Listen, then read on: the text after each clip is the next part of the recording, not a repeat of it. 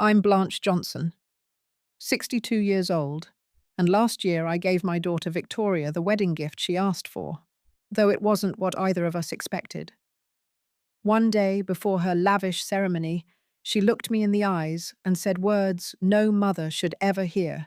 Want to give me a gift? Get out of my life. You're the worst mother that anyone could have. Her cruelty shattered my heart, but I decided to take her at her word. I'd love to know where you're watching from today. If my story touches your heart, please hit that like button and subscribe to join our community. You won't believe what happened after I sold the house and cancelled her dream wedding. Everything changed the day I lost my husband, Tom. Victoria was only 3 years old when his heart gave out unexpectedly during a routine jog through our neighbourhood. One minute we were a happy family of 3 with plans for a weekend picnic, and the next I was a widow with a toddler who kept asking when Daddy was coming home. Those first few months were a blur of funeral arrangements, insurance paperwork, and trying to explain death to a child who could barely comprehend why she couldn't have ice cream for breakfast. I had to reinvent our lives from scratch. Tom had been the primary breadwinner with his construction management job while I taught part-time at the local high school. After his death, I threw myself into my career, securing a full-time position teaching English at Lincoln High. The salary wasn't impressive, but the health benefits were good, and the schedule allowed me to be home when Victoria needed me. Money was always tight, but I was determined that Victoria wouldn't feel deprived. I took on extra tutoring gigs during summer breaks and weekends. I learned to stretch every dollar shopping sales and thrift stores, cutting coupons until my fingers cramped. When Victoria showed an interest in dance at age 6, I found a way to afford those lessons, even if it meant I wore the same winter coat for 10 years. "Mummy, watch me," Victoria would call out during her recitals, her little face searching the audience to make sure I was there. And I always was. Front row camera ready, bursting with pride. As she grew, Victoria's intelligence and determination became obvious to everyone. Her teachers praised her analytical mind and work ethic. By middle school, she was already talking about becoming a lawyer. "I want to help people who don't have anyone to stand up for them," she told me one night as I tucked her in. Those were golden years despite our financial limitations. We had Sunday movie nights with homemade popcorn. We created elaborate holiday traditions that didn't require much money, but built memories, handmade Valentine's cards. Easter egg hunts throughout our modest 3-bedroom home. 4th of July picnics at the free community concerts. When Victoria was accepted to private Westridge Academy for high school, I nearly declined because of the tuition. But she had her heart set on their pre-law program, and I couldn't bear to disappoint her. I took out a second mortgage on our house and picked up evening administrative work at a local clinic to make it work. "You don't have to do this, Mum," Victoria had said, old enough by then to understand the sacrifices. "I can go to Lincoln with you." "Absolutely not," I'd insisted. "This is your future. We'll make it work." And we did. Victoria thrived at Westridge, graduating as valedictorian with a full scholarship to State University. I sat in the audience at her high school graduation, tears streaming down my face as she gave her speech, thanking me publicly for the countless sacrifices that made this moment possible. College brought more of the same success. Victoria maintained her scholarship, joined the debate team, and secured prestigious summer internships. We remained close despite the distance, with weekly phone calls and care packages I could barely afford to send, but filled with her favourite snacks and little notes of encouragement. When she was accepted to Georgetown Law School, we both cried with joy on the phone. I immediately started researching additional loan options, but Victoria stopped me. "Mum, I've got this. I'm getting a partial scholarship, and I'll take loans for the rest. You've done enough." I was so proud of her independence, her recognition of what I had already given. She seemed to understand the value of money, of hard work, of sacrifice, or so I thought. The change began during her second year of law school. Victoria called one evening more animated than I'd heard her in months. "Mum, I met someone. His name is Richard Sullivan." The name rang a bell even then. Sullivan was a prominent family in Washington, D.C. real estate development. Over the following months, Victoria's calls became less about her studies and more about Richard, the restaurants he took her to, the political fundraisers they attended, the trips they took during breaks. I was happy for her, truly. But something in her voice began to change when she talked about coming home to visit. There was a new hesitation, as if our little house with its worn furniture and teacher's salary lifestyle was becoming foreign to her. The first time I met Richard was during a holiday break. He was undeniably handsome and polished with the easy confidence of someone who had never worried about money. He was polite enough, complimenting my home-cooked meal, but I caught the way his eyes assessed our surroundings. The slightly outdated kitchen, the family photos in dollar store frames, the couch with the slight dip in the middle cushion. "Your mother is charming," I overheard him tell Victoria that night. "Very authentic." The way he said authentic made it clear it wasn't entirely a compliment. Victoria graduated from law school with honors and secured a position at Hadley & Burke, a prestigious firm where coincidentally Richard's father had connections. When she moved back to our city, I was thrilled at the prospect of having my daughter close again. But our weekly dinners quickly dwindled to monthly, then, whenever we can make it work with our schedules. When they announced their engagement after a year of dating, I threw them a small celebration at my house. I spent days preparing Victoria's favorite foods, cleaning every corner of our home, even splurging on new guest towels for the bathroom. Richard's parents, Gerald and Evelyn Sullivan, arrived in a car that cost more than my annual salary, dressed as if for a gallery opening rather than a family dinner. "What a cozy little place," Evelyn remarked, her smile not reaching her eyes. "Victoria tells us you've lived here since she was a baby." "Yes," I said proudly. "Lots of wonderful memories in these walls." "How sweet. We've moved several times to accommodate growing needs. Our current home is in Lakeside Estates. Do you know it?" I did. It was the most exclusive neighborhood in the city, where homes started at 7 figures. Throughout the evening, the division became increasingly clear. Victoria laughed too loudly at Gerald's jokes, adopted Evelyn's mannerisms, and repeatedly steered conversation away from stories of her childhood or my teaching career. When I mentioned her dance recitals, she quickly interjected, "Mum, nobody wants to hear about my awkward phase," though Richard's parents had just spent 30 minutes detailing his rowing achievements at Princeton. As the wedding planning began, the distance between us grew into a chasm. My daughter was transforming before my eyes, and I hardly recognized the woman she was becoming. The first indication that the wedding would be problematic came when Victoria and Richard announced their budget, $300,000. I nearly choked on my coffee when she mentioned the figure casually over brunch. That's more than my house is worth," I stammered. Victoria looked embarrassed, as if I'd said something gauche. "Richard's parents are covering most of it. They want us to have a proper start." "I've been saving since you were little," I said. "I have $20,000 put aside for your wedding. It's not much compared to what the Sullivans can offer, but I want to contribute." She patted my hand in a way that felt condescending. "That's sweet, Mom. Maybe you could handle the rehearsal dinner."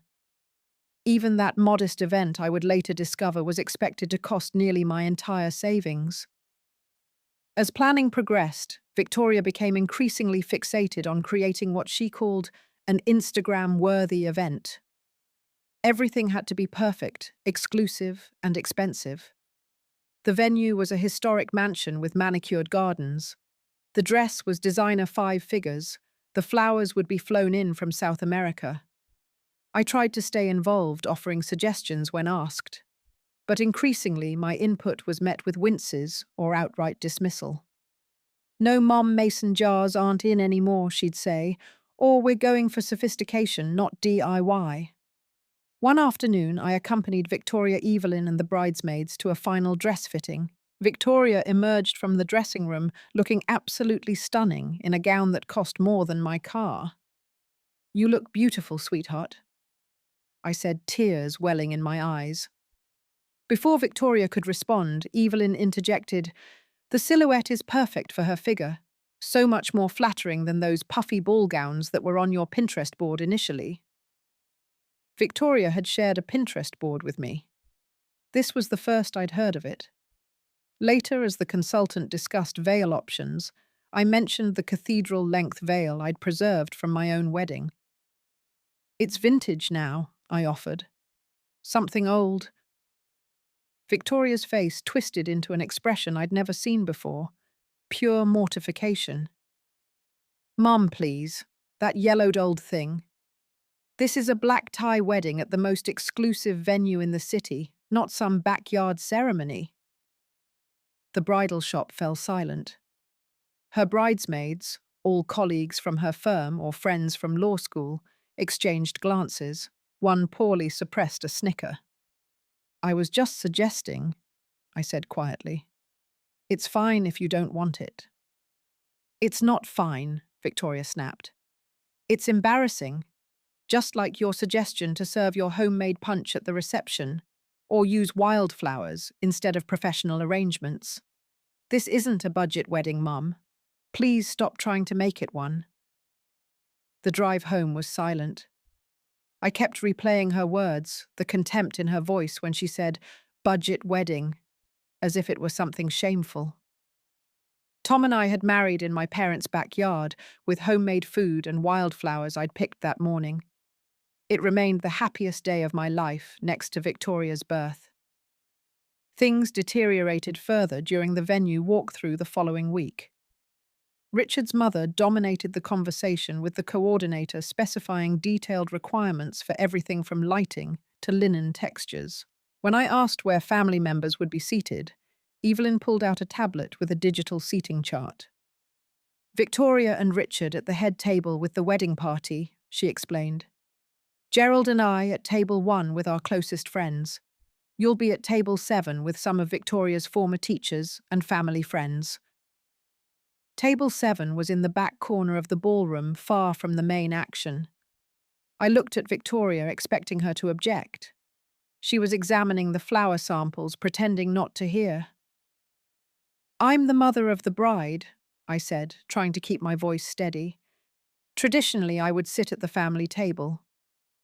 Evelyn's smile was glacial. "We're breaking with certain outdated traditions. The head table is for the couple and wedding party only. Table 1 is for Gerald and me since we're hosting. The coordinator agrees this is the most modern approach." I looked to the coordinator, who avoided eye contact.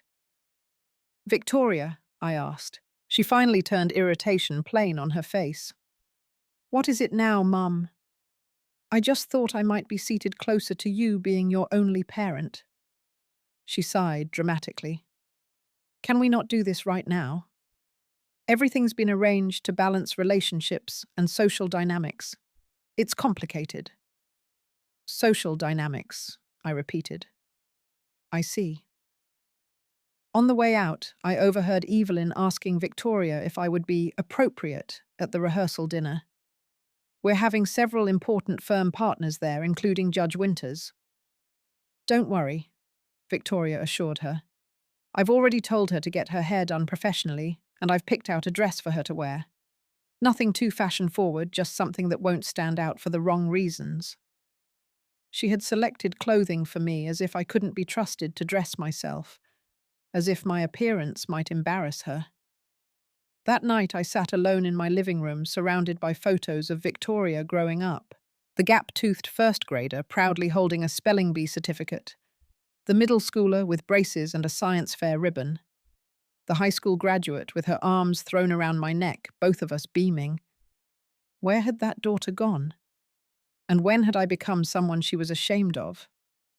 With growing clarity, I realized this wedding wasn't just about Victoria starting a new chapter.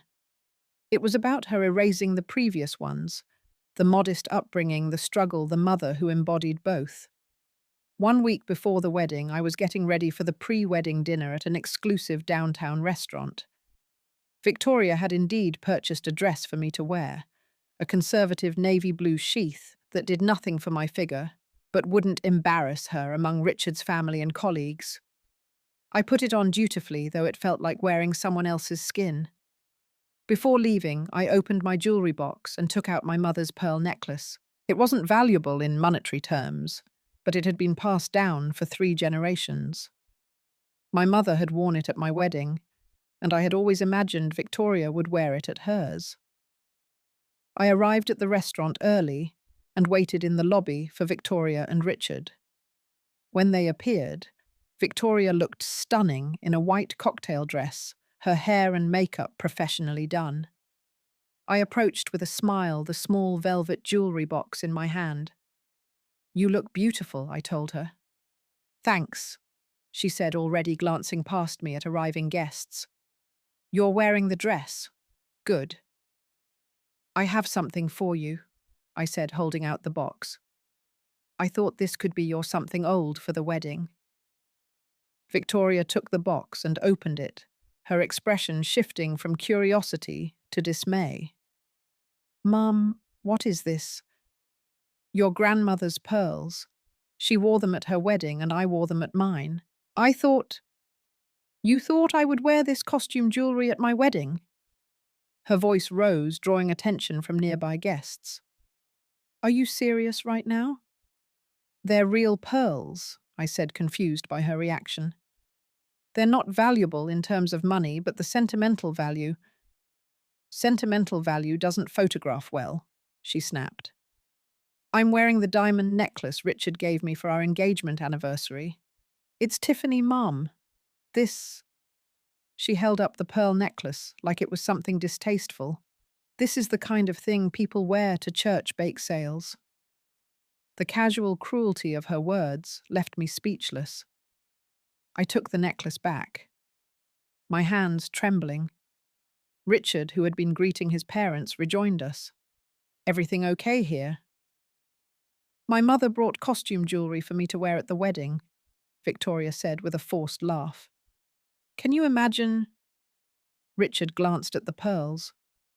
"They're quaint. Speaking of jewelry, my mother was asking about your grandmother's ring.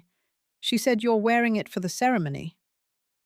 "Of course," Victoria replied, holding up her left hand, where my mother-in-law's modest diamond solitaire sat alongside the massive engagement ring Richard had given her. "It's my something borrowed." I stared at her in confusion. "Borrowed? That ring was a gift to you from your grandmother on her deathbed. You're meant to keep it." Victoria's expression hardened. "Well, it doesn't exactly go with my new jewelry collection, does it? It's a nice loaner piece for tradition's sake." As we moved into the dining room, I found myself seated at the far end of the table from Victoria and the Sullivans. Throughout dinner, I watched as my daughter charmed Richard's colleagues, adopted Evelyn's mannerisms, and participated in conversations about vacation homes and private clubs, as if she'd grown up with such privileges. When the topic turned to education, Gerald Sullivan held forth on the importance of elite private schools. "No child of ours will attend public school," he declared. "The standards are simply unacceptable." "Victoria turned out rather well despite the public system," I interjected gently. "She had some wonderful teachers." A uncomfortable silence fell over the table. "Well," Gerald continued, "she was fortunate to overcome those limitations. And of course, Westridge Academy provided proper college preparation." "Yes," Evelyn added. "Thank goodness she had that foundation to build upon. Public education is fine for certain careers, of course. Teaching, for instance." The condescension was unmistakable. I felt my cheeks burn. "Mom taught at a nationally recognized high school," Victoria said. but her tone was defensive, embarrassed. She made it work. Made it work. As if my career had been some sort of compromise, a fallback option. Victoria was actually offered a scholarship to Bedford Academy for middle school, Evelyn mentioned casually. But you chose to keep her in the public system, then didn't you, Blanche? This was news to me. No, that's not correct. She was never offered. Victoria interrupted. I never told you because I knew we couldn't afford the additional expenses beyond the scholarship. The uniforms, the trips, the technology requirements. I stared at my daughter, stunned. You made that decision at 12 years old, without discussing it.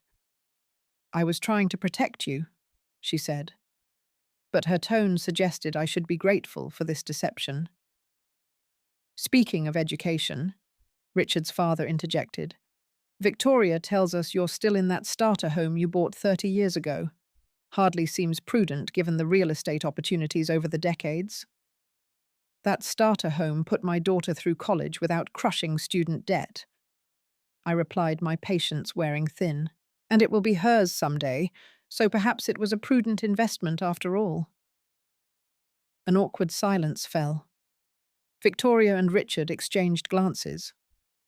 Actually, Richard said, we've been planning to use Victoria's inheritance of your property as part of our down payment on a place in Lakeside Heights. The Sullivan family compound has a perfect lot next door that's coming available. Inheritance. They were discussing my home as if I were already dead, or as if my property was automatically theirs to plan around. I wasn't aware of these plans, I said carefully. We assumed it was understood, Victoria replied dismissively. It's not like you have other children to leave it to.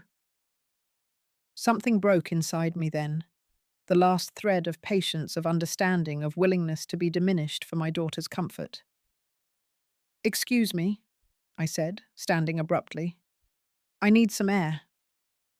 I walked outside, gulping the cool evening breeze, trying to steady myself. Moments later, Victoria stormed out after me. What is wrong with you? She demanded. You're embarrassing me in front of Richard's family and his colleagues, people who will be important to our future. I'm embarrassing you, I repeated incredulously. Victoria, you've spent this entire evening acting ashamed of your upbringing, your background, of me. You've lied about your educational opportunities, dismissed my career as something substandard, and apparently made plans for my house without even consulting me. Because I knew you'd react like this, she exclaimed. Emotional, dramatic, making everything about you. This is exactly why I've been keeping you at arm's length during the planning. You can't just be happy for me without making it all about your feelings. My feeling, Victoria, you just referred to your grandmother's pearls as costume jewelry for a church bake sale. You've seated me at the back of your wedding like a distant acquaintance. You've let Richard's parents openly disparage my career and life choices without a word of defense. These aren't my insecurities. This is you and your new family treating me with contempt. Victoria's face twisted with anger. You know what I'm so tired of navigating around your fragile ego. All my life it's been about your sacrifices, your hard work, what you gave up for me. Do you have any idea how suffocating that is? How much guilt I've carried? And now when I'm finally building a life where I don't have to worry about money or status, you can't even let me have that without reminding everyone of our humble beginnings. I stepped back physically and emotionally wounded by her words. Is that what you think? That I bring up our past to embarrass you, Victoria? I have never been anything but proud of where we came from, what we overcame together. Well, I'm not proud of it, she shouted. I'm not proud of the second-hand clothes, or the budget vacations, or the financial aid forms. I hated being the scholarship kid, the one whose mum couldn't afford the class trips without payment plans. I've worked my entire life to escape that reality. And here you are, dragging it back into the spotlight at every opportunity. Her words hit me like physical blows. All these years, I'd thought we shared a narrative of triumph over adversity. Instead, she'd experienced our life together as something shameful to escape. I see, I said quietly. And now you have escaped into Richard's world. Yes, she said, her voice cold. And I won't let you ruin it for me. Is that what you think I'm trying to do? I think you can't stand that I've outgrown you, that I have opportunities and connections you never did. You want me to stay in your small little world, forever grateful and dependent. I shook my head, tears burning my eyes. That's so far from the truth, Victoria. All I've ever wanted was for you to be happy, to have choices I didn't have, to achieve everything you dreamed of. Then prove it, she snapped. Want to give me a wedding gift? Get out of my life. You're the worst mother anyone could have, always making me feel guilty for wanting more, for not being satisfied with mediocrity. The best gift you could give me is to disappear from my new family. The world seemed to stop. I couldn't breathe, couldn't think past the roaring in my ears. This beautiful, accomplished woman before me, this stranger, was my little girl. The baby I'd nursed through fevers, the child whose skinned knees I'd bandaged, the teenager whose broken heart I'd helped mend. And she wanted me gone. If that's truly what you want, I finally managed my voice barely a whisper, then consider it done. I turned and walked to my car without looking back, my vision blurred with tears. As I drove home, my daughter's words echoed in my mind. Get out of my life. You're the worst mother anyone could have. For the first time since Victoria was born, I questioned whether she'd ever really loved me at all. I didn't sleep that night. How could I? My entire identity as a mother, the role that had defined me for 35 years, had been shattered in a single devastating conversation.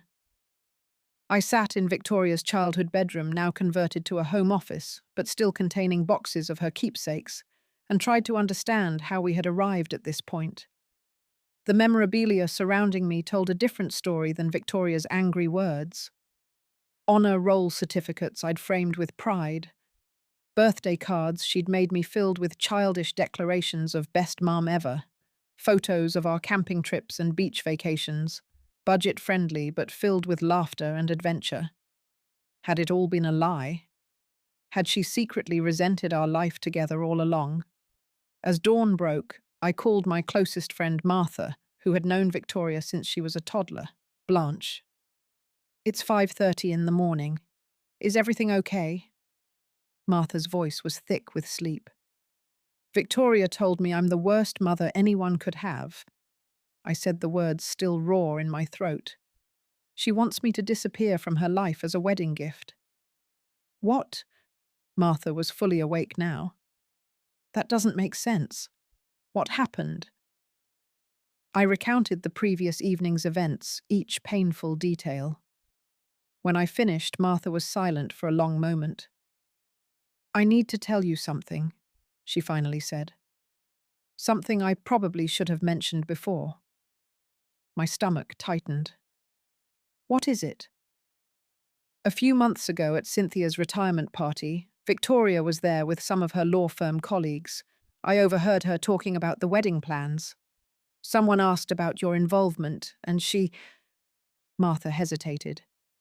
She said she was keeping you on a need-to-know basis, because you'd try to turn her sophisticated event into a budget backyard barbecue. She said she was worried you'd embarrass her in front of Richard's family with your teacher wardrobe and sensible shoes. Each word was another blow. Why didn't you tell me? I honestly thought she was just showing off for her colleagues. Martha sighed. I confronted her afterward and she apologized, said she'd had too much champagne and was just joking around. I believed her, Blanche. I'm so sorry. As we talked, pieces began falling into place. Victoria's increasing distance over the past year, the controlled, supervised interactions with Richard's family, the gradual exclusion from wedding decisions. This wasn't a sudden shift. It had been building for months, perhaps years. After ending the call with Martha, I made myself a cup of coffee and sat at my kitchen table. The same table where I'd helped Victoria with homework, where we'd played board games on rainy days, where we'd shared thousands of meals and conversations. The house around me suddenly felt different, less like a home filled with warm memories, and more like an asset Victoria and Richard had already mentally liquidated for their benefit. On impulse, I called my lawyer, Harold Klein, who had handled my husband's estate and had helped me update my will when Victoria graduated from law school. Harold, I need to verify something. The house.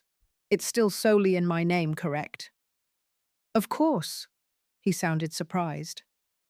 We've discussed adding Victoria to the deed several times over the years, but you always decided to wait. And my will currently leaves everything to Victoria. Yes, that's right. Your home savings retirement accounts, all to Victoria as sole beneficiary. I see. And if I wanted to make changes to those arrangements? There was a pause. Blanche, has something happened? You could say that. I've recently discovered that my daughter and her fiancé have been making financial plans based on the assumption that my home would be available for their use after the wedding. Available for their use in what way? Apparently, they intended to sell it to finance a down payment on a property near Richard's family. Harold's tone sharpened. Without discussing this with you, that's concerning, especially given that you're only, 62? Hardly at a stage of life where estate planning should be an immediate concern for your beneficiaries. My thoughts exactly.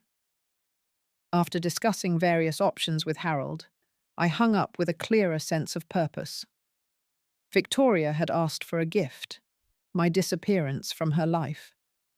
Perhaps it was time to take her at her word and see if that was truly what she wanted. I spent the morning considering my options. The practical side of me recognized that Victoria and Richard had likely been counting on my home's equity for their post-wedding plans. The emotional side of me was still reeling from Victoria's cruel words and apparent long-standing embarrassment of me.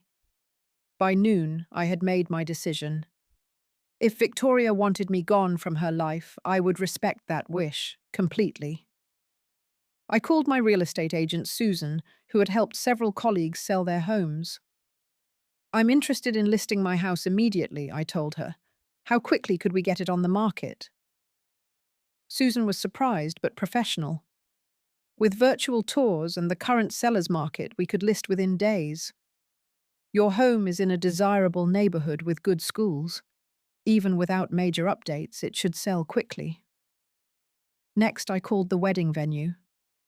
This is Blanche Johnson, mother of the bride, Victoria Johnson. There's been a change of plans regarding financial arrangements for the wedding next weekend. Oh. The coordinator sounded concerned.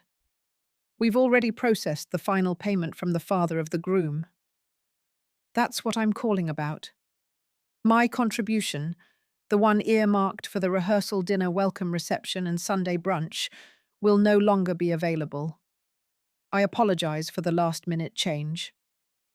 After similar calls to the florist, the transportation company, and the rehearsal dinner restaurant, all of whom had been expecting my payments the following day, I felt a strange sense of calm. For 35 years, my life choices had revolved around Victoria's needs and preferences.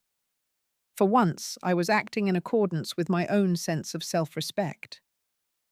The final call was to a real estate agent in Sandpoint, a coastal town 3 hours away, where I'd always dreamed of retiring someday. I'm interested in viewing properties this weekend, I told her. Small homes or condos with an ocean view. By the end of the day, I had set events in motion that couldn't easily be reversed. The path ahead was uncertain and frightening, but also strangely liberating. Victoria had made her choice. Now I was making mine. The next morning, the day Victoria was supposed to be getting married, my phone exploded with notifications. Text messages, voicemails, even emails, all from Victoria. I let them accumulate while I met with Susan, the real estate agent, to sign listing paperwork. The photographer's costs have gone to you for months. Read one text. The florist says you cancelled your payment authorization. What's going on? Another sent 30 minutes later. The rehearsal dinner venue called Richard's parents asking for payment. They're furious. Call me immediately. When I finally answered her call, Victoria was hysterical. What have you done? She demanded without preamble. The venue says half the weekend events aren't paid for. I cancelled my financial contributions, I said calmly, as requested. What are you talking about? I never asked you to do that. Last night you made it very clear that your wedding gift should be my complete removal from your life. I'm simply respecting your wishes. That was an argument. People say things during arguments. You can't possibly have taken that seriously. I take being called the worst mother anyone could have very seriously, Victoria. I take learning that my daughter has been ashamed of me for years very seriously. And I certainly take being told to get out of your life seriously. Mum, please. Her voice shifted to the cajoling tone she'd used as a teenager when asking for something expensive. We can talk about all that later. Right now we have a crisis. Richard's parents are threatening to cancel everything if they have to cover these additional costs. That's between you and your future in-laws. I'm no longer involved as per your request. You're being ridiculous, she shouted. This is my wedding day. Technically, it's the day before your wedding. And yes, I remember. I've had it marked on my calendar since the day you announced your engagement. A car pulled up in my driveway. Victoria still in her pajamas, her hair uncombed. She stormed to my door and pounded on it until I answered. Have you lost your mind? She demanded, pushing past me into the house. The welcome dinner for out-of-town guests is supposed to start in 6 hours. The rehearsal and dinner are tomorrow. The wedding is the day after that. I'm well aware of the schedule. She stopped short, noticing the real estate agent's materials spread across my kitchen table. What is all this? I'm listing the house for sale. Victoria's face drained of colour. You're what? Selling the house.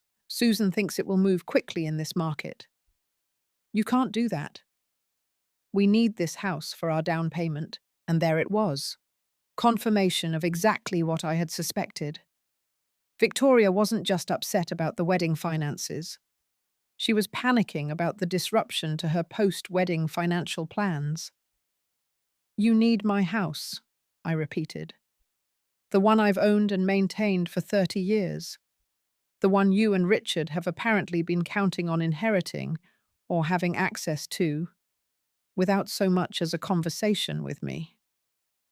We always talked about this house being mine someday, she protested. Someday being the operative word, Victoria, not the day after your wedding, not while I'm still very much alive and working. But we've already been approved for the mortgage based on the equity we'd get from selling this place.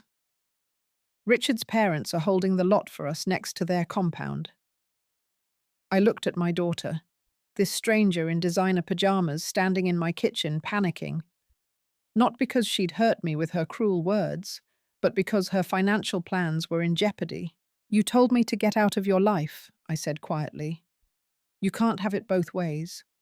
You can't banish me as a person, but keep me around as a financial resource. I didn't mean it like that, she cried, tears spilling down her cheeks. I was upset. People say things they don't mean when they're upset. What about what you said to your colleagues at Cynthia's retirement party? About my teacher wardrobe and sensible shoes? Embarrassing you? Was that also something you didn't mean? She paled. Who told you about that? Does it matter? Was that a heat-of-the-moment comment too, or an authentic expression of how you feel about me? Victoria sank into a kitchen chair, her defiance crumbling. I don't know what to say. I was showing off trying to fit in with people who come from money. It was stupid and cruel. Yes, it was. Just like your comments last night were stupid and cruel. But I think both revealed something true. You're ashamed of me, of our life together, of everything I represent from your past. That's not true, she protested weakly. It is true. And you know what? That's your right. You're an adult. You get to choose who you want in your life, but you don't get to treat people with contempt and then expect them to finance your dreams. Victoria's phone buzzed repeatedly. She glanced at it, her expression growing more panicked. It's Richard. His parents are threatening to call off the wedding entirely if we can't sort this out. They say they won't be held hostage financially. Again, that's between you and them. Mum, please, she begged. I'll apologize properly later. I'll make this up to you. But right now, I need you to reinstate the payments for the wedding events. I need you to tell Susan you've changed your mind about selling the house. Please. My entire future is falling apart. I studied my daughter's tear-stained face.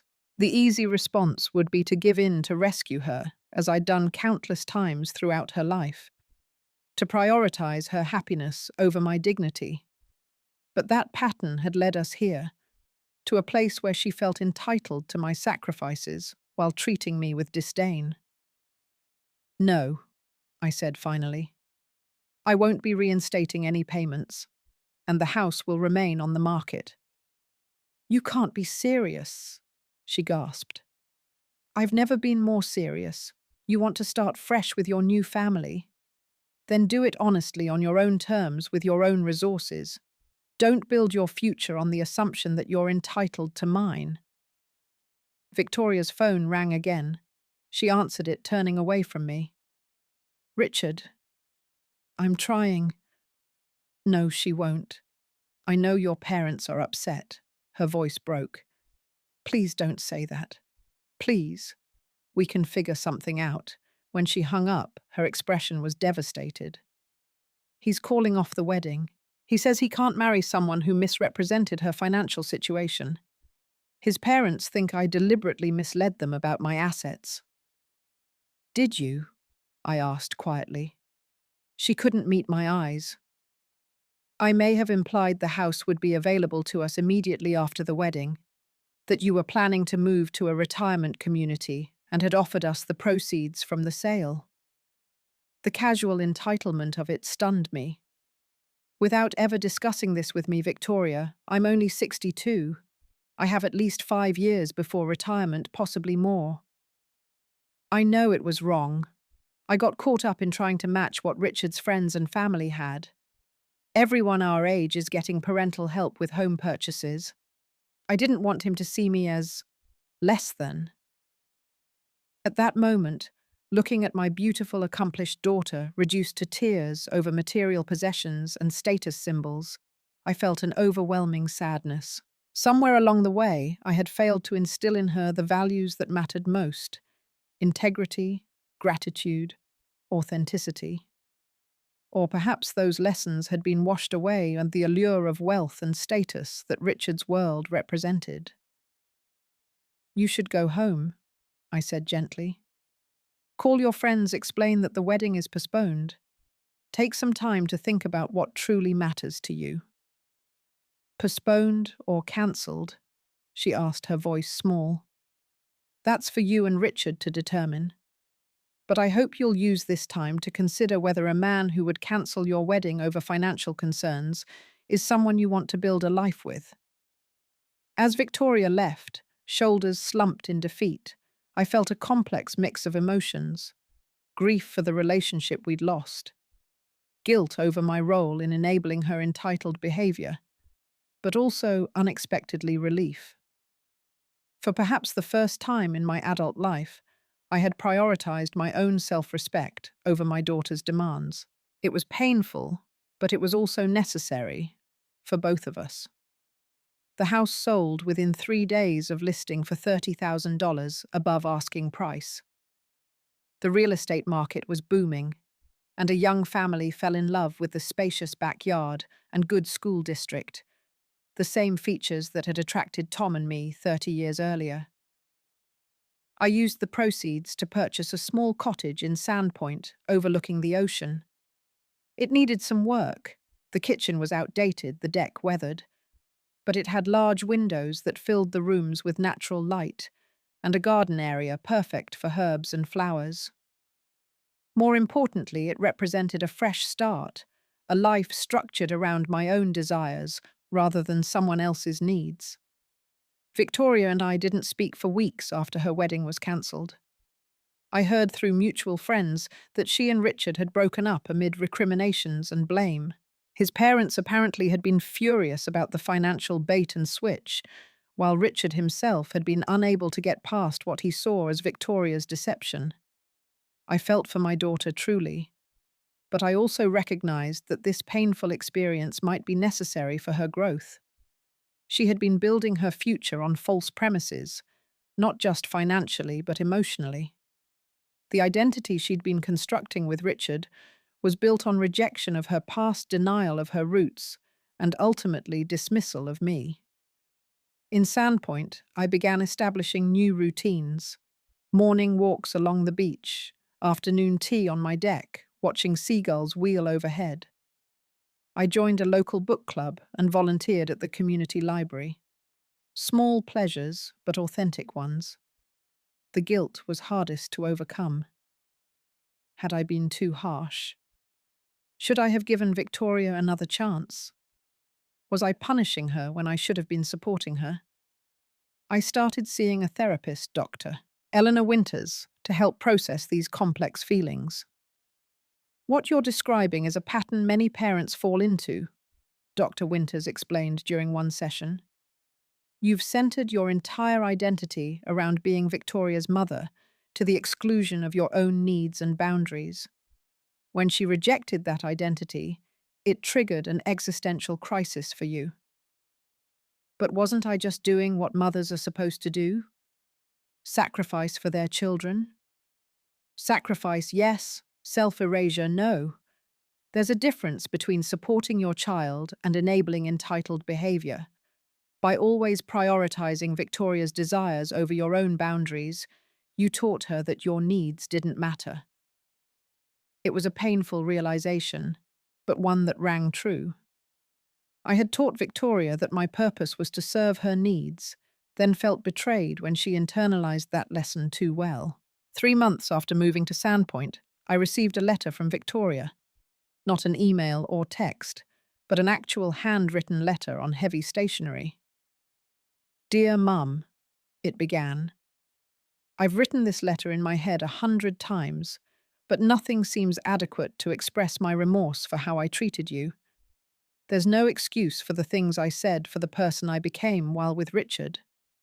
I let status and money become more important than the values you raised me with, and in doing so, I nearly lost the most important relationship in my life."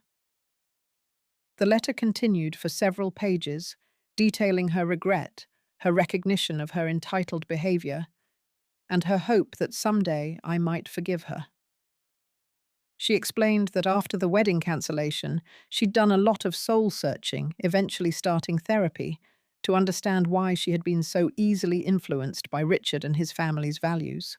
"I realize now," she wrote, "that I was trying to prove something, that I belonged in their world, that I wasn't just some scholarship kid anymore. But in trying to belong there, I betrayed where I came from and who helped me get there. I betrayed you, Mum, and I'm so deeply sorry." She ended by asking if we could meet, "whenever and wherever you're comfortable. I understand if you're not ready, or if you never want to see me again, but I hope someday you'll give me the chance to begin making amends." I read the letter several times, emotions washing through me in waves. Hurt was still there, but also a cautious hope. I didn't respond immediately, taking Dr. Winter's advice to sit with my feelings rather than rushing to reaction. After 2 weeks of consideration, I called Victoria. "I got your letter," I said when she answered. "Thank you for writing it." "Mum," her voice cracked with emotion, "I've missed you so much." "I've missed you too," I admitted. "But things can't go back to how they were. Too much has been said, too much revealed." "I know," she said quietly. "I don't expect that. I just hope we can start something new, something healthier." We arranged to meet at a cafe in Sandpoint neutral territory, where we could talk without the ghosts of our past surrounding us. When Victoria arrived, I was shocked by her appearance. She had lost weight, and her expensive highlights had grown out, revealing her natural brown hair. Gone were the designer clothes replaced by simple jeans and a sweater. But the most striking change was in her eyes. The sharp ambition had softened into something more reflective, more genuine. "You look well," she said, taking in my new shorter hairstyle and the subtle confidence that coastal living had instilled in me. "This place suits you." "It does," I agreed. "I've found a peace here I didn't know I was missing." Our conversation was cautious at first, navigating around the painful topics that lay between us. But gradually, as we shared a pot of tea and watched boats in the harbour, the words began flowing more naturally. "I'm not with the firm anymore," Victoria volunteered. "After everything happened, I couldn't face going back to that environment. The constant status competition, the emphasis on appearances over substance, it all felt hollow." "What are you doing now?" I asked. "I joined legal aid. The pay is about a third of what I was making before, but the work feels meaningful. I'm helping people who actually need me, not just wealthy clients trying to get wealthier." I nodded, genuinely pleased for her. That sounds more like the Victoria who wanted to become a lawyer to help people who didn't have anyone to stand up for them. "I'd forgotten that was my original motivation," she admitted. "Somewhere along the way, success started to be defined by salary and status rather than impact." As our meeting drew to a close, Victoria hesitantly asked if she could see my new home. "It's nothing like the house you grew up in," I warned. "That's okay. I want to see your new life." I showed her the cottage with its ocean views and cozy rooms. She noticed the painting supplies in one corner, a hobby I'd recently rediscovered, and the stack of books by local authors on my coffee table. "You seem happy," she said, a note of wonder in her voice. "Happier than I remember seeing you in a long time." "I am," I acknowledged. "Building a life around my own interests and needs has been revelatory." "I'm glad," she said softly. "You deserved that all along." Before she left, Victoria asked if we could meet again the following month. "I'd like to make this regular if you're willing. I have a lot to learn from you, not just about forgiveness, but about living authentically." I agreed, but with clear boundaries. Our relationship would need to be rebuilt slowly with mutual respect at its foundation. No more entitlement, no more taking for granted, no more shame about our shared past. In the months that followed, we established a new pattern of connection. Monthly visits, weekly phone calls. Victoria eventually met someone new, not a wealthy corporate lawyer, but a dedicated public defender, with a kind smile and unpretentious manner. I liked him immediately, particularly how he looked at Victoria with appreciation for who she was, not who she might become, or what she might provide. 1 year after I sold my house and moved to Sandpoint, Victoria visited for a long weekend. We walked along the beach, prepared meals together, and talked more openly than we had in years. "I need to thank you," she said, as we sat on my deck watching the sunset. "For what?" "For having the courage to stand up to me when I was at my worst. For not enabling the entitled person I was becoming." She looked out at the horizon. If you had given in, reinstated the wedding payments, kept the house for us to sell, I would have learned that I could treat people terribly and still get what I wanted. That Richard and I could build our relationship on materialism and status rather than genuine connection. It wasn't easy, I admitted. Every instinct told me to rescue you, to make everything better like I always had. I know, and I counted on that. I was so shocked when you didn't. She smiled ruefully. It was probably the best thing that ever happened to me, even though it didn't feel that way at the time. Later that evening, Victoria helped me hang a new painting in my living room, one I had created myself, of the view from my deck at sunrise. As we adjusted it on the wall, she said, "I've been thinking a lot about what it means to be a good daughter. For so long, I thought being successful was enough, that getting good grades and a prestigious job would make you proud. I didn't understand that those achievements meant nothing if they came at the cost of gratitude and respect." "We both made mistakes," I said gently. "I enabled your sense of entitlement by always putting your needs first, by making sacrifices without teaching you to recognize their value. Real love isn't about endless giving or taking. It's about mutual respect and support." Victoria nodded thoughtfully. "I think I'm finally learning that. Better late than never, right? The journey to rebuilding our relationship hasn't been easy. There are still moments of tension, old patterns that emerge unexpectedly. But there's also a new honesty between us, a willingness to acknowledge hurts rather than burying them beneath platitudes about maternal sacrifice and filial obligation. I've learned that being a good mother doesn't mean erasing myself for my child's benefit. Sometimes the most loving thing we can do is establish boundaries, allow natural consequences, and model self-respect. These lessons came later in life than they should have, but they've transformed both my relationship with Victoria and my relationship with myself. If you're struggling with a child who takes you for granted or treats you with disrespect, know that enabling that behavior isn't doing either of you any favors.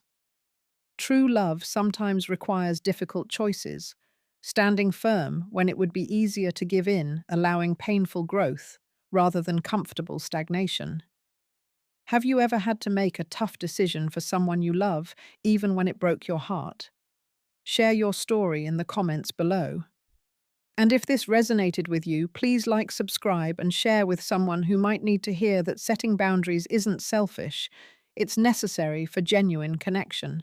Thank you for listening to my story, and may you find the courage to honor both your love for others and your respect for yourself.